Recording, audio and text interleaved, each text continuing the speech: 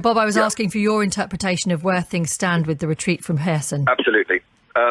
The important thing for people to understand, in my opinion, is that there's two things happening. The Russians have a two-pronged strategy. Firstly, they need a defensible line. Kherson isn't defensible. So if you move back from Kherson to the other side of the river, you've got a defensible line, and a very strong one in that part of the world. The second thing they're trying to do is the Russia's new general, Surovikin, who led the campaign in Syria. He's trying to trash Ukrainian morale by destroying electricity and water supplies.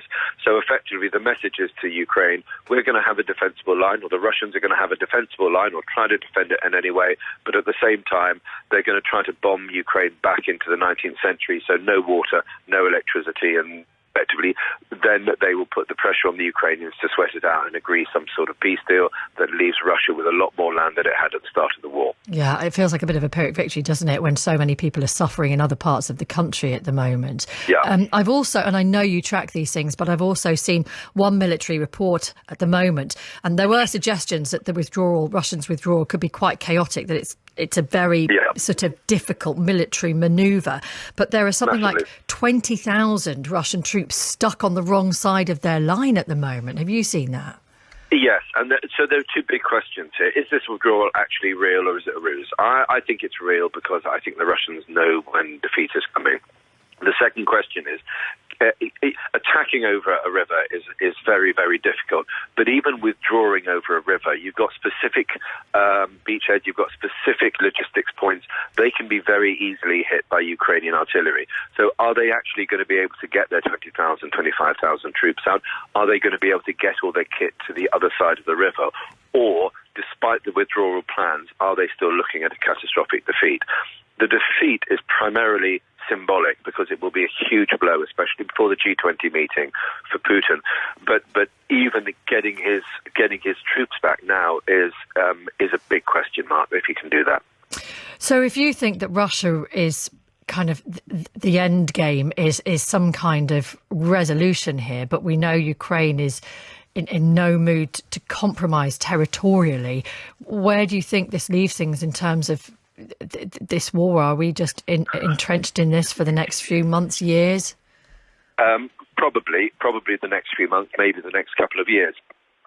You've got some initial talks at the moment, but they're not on terms that the Ukrainians will ever accept. The big question in the next 3 months is not Kherson, because that's a sideshow. Militarily, it's not that important. Symbolically, it's very important. The critical thing for Russia now is it has to hold the land corridor, so that it has to hold the land that it has between the Crimean Peninsula and Donetsk in eastern Ukraine. If the Ukrainians can break that land corridor, it begins to be game over for Putin, but also Putin may then get more dangerous. He may then gamble or may threaten the use of tactical nuclear weapons or chemical weapons, because he will be staring defeat in the face. So if there is a moment of advantage here, and I bear in mind what you say about how the Putin regime may react to this, but does that mean that the international community really needs to step up its military support of Ukraine to back them if they try and take that land corridor and into Crimea? There's two things I think should be happening now. Firstly, we need to continue to keep supplying the Ukrainians, and we need to be looking at humanitarian support as well, how to get their electricity up and running, how to help them with their water supplies. The other thing we need to be doing is that Ukrainians need to be getting in place a system, which they're doing so at the moment, about nuclear warning and radiation detection. And frankly, we need that across Europe. Hopefully, I'm producing a paper in the next couple of weeks that looks at some options on this. So we need to be getting in place a radiation sort of network in Scandinavia, Eastern Europe, Ukraine, to protect us in case there are the use of tactical nuclear weapons or the Russians do decide to blow up a nuclear power station. It's quite a thing to leave us with on a Friday morning, Bob.